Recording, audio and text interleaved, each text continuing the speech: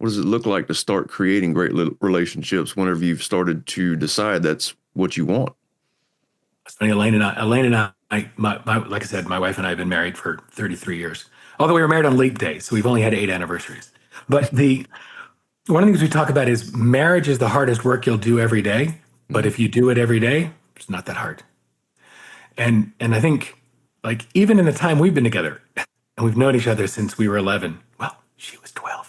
But the times we've gotten so caught up in our world that we've lost the daily work. Mhm. Like we're doing couples therapy right now, and it's amazing. It's like deepening the relationship and bringing our attention to the stuff we don't talk about and don't work on, Mhm. right? Yeah, by the way, just because you're a coach doesn't mean you're really good at coaching yourself.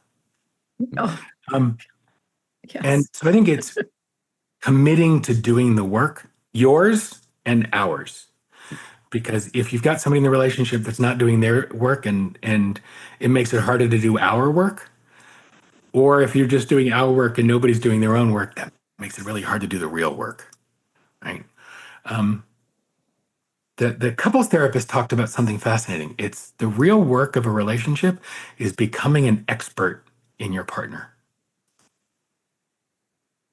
knowing what the things are that move them and scar them. And God, the concept that she shared with us was just wild. The phrase she used was the bite that fits the wound. And I'll give you an example. I regardless of what the therapeutic answer would be of what happened in my world that has me go into a shame and guilt spiral when I'm challenged. That's where the unwritten rules and stuff have me go. My my brain left on its own train track will just race to guilt and shame, right? And there are certain things that or ways that Elaine can ask me a question that'll just trigger that spiral, Mhm. right? My work is to catch it before it spirals out of control because it has nothing to do with her. It's all me on that Mhm. one. But what she says or how she says it is the bite that fits the wound I've already got. And so when Mhm. she's not aware of that, and those teeth hit right into that wound, it's like, damn. So it's fascinating. The better we are at knowing the other person, the less often we put out a bite that fits the other person's wound.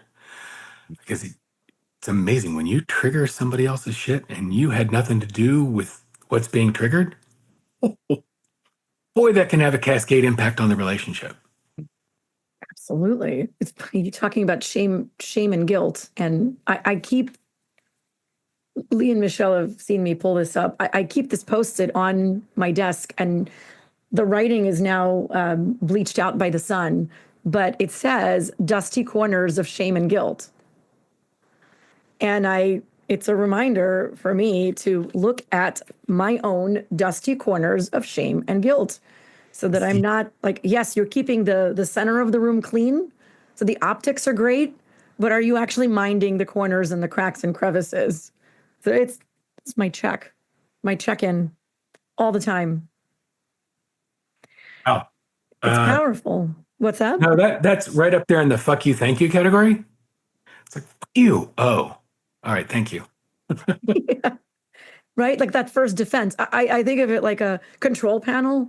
Like if Yeah. I have arguments with one of my kids, well, disagreement, whatever it is, and they open up like the secret combination of like, it's my combo and only they know it. Yep. Boop, boop, boop. And they activate it. And here I am. And my first response, if it was a knee jerk response, would be to like blow a gasket. And then there's a check in. Like, yep, that's what happened. Door activated, entered. Now you have a choice. What choice do you want to make? Right. What choice do you want to make? And it's like, okay, what's going to be helpful? There is never, there is no single point in a relationship where you taking 60 seconds to breathe won't serve the relationship. I don't mean you, I mean all of us. All of us. Just breathe, especially with kids. My God, their teeth just fit into that wound. It's like whatever reaction to parent they have just seems to just set me up, right? That's it. I love like the bite and the wound. It's yeah, it's a very different language.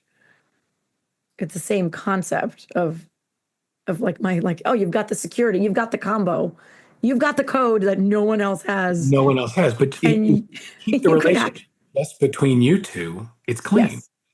Leave out the generational stuff. Leave out all the other stories and Well, just relate. I mean, I know, just wave it off like it's nothing, right? I call it a trauma Napoleon, like Napoleon cake. Let me put my hand in. Yeah. What's that? I said, let me just put my hand like Napoleon. Right.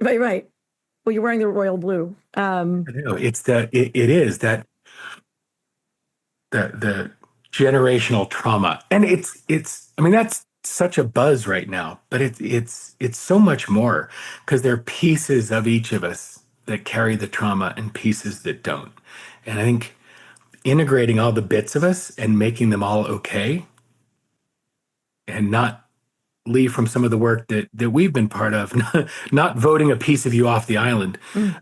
Our mentor Ken says any part of the self denied is the self denied.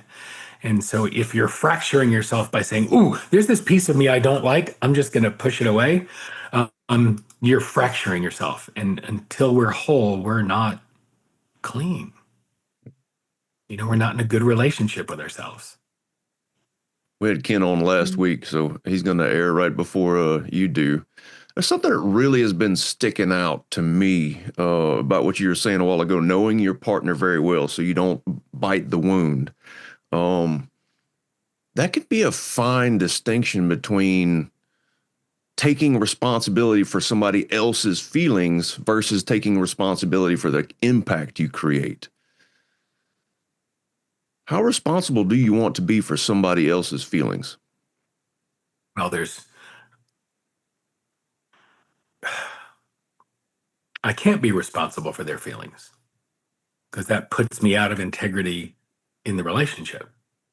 I can be respondable instead of responsible and match my response to where our values are and what are the design of the relationship. But I can't be responsible for anything over which I have zero control. I have some influence, mostly in the trigger land, but I don't have authority or dominion, right?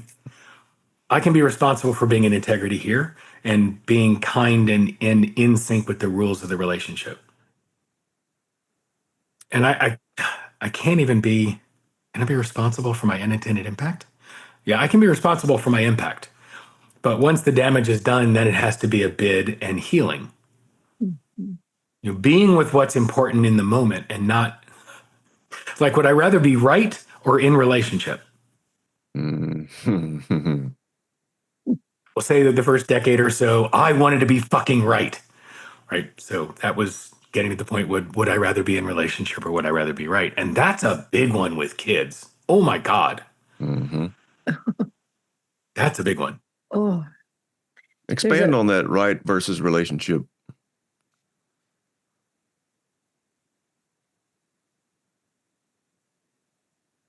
In an effort to make sure the other person in the relationship knows that my feelings are right or my opinion is right or the way I think it should go is right, I can damage the relationship. More important is the connection.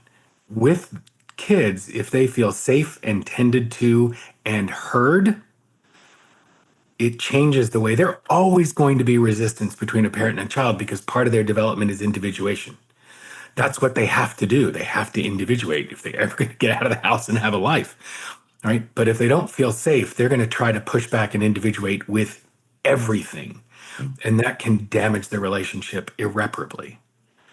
As opposed to letting them know they're safe and loved no matter what they do and who they are, right? And then the learning can come in that safe space rather than you fucked up, you're completely wrong. Because it's hard for a kid to differentiate between I did something wrong, which is guilt, and I am wrong, which is I have shame. And that's where the guilt and shame spiral starts. That's where the tendency starts. If you teach them they're always good, even if they've done something wrong, then it lets them understand the delineation between guilt and shame, and that will save them millions of dollars in therapy. it's oh God, I like live this every day, just about every day.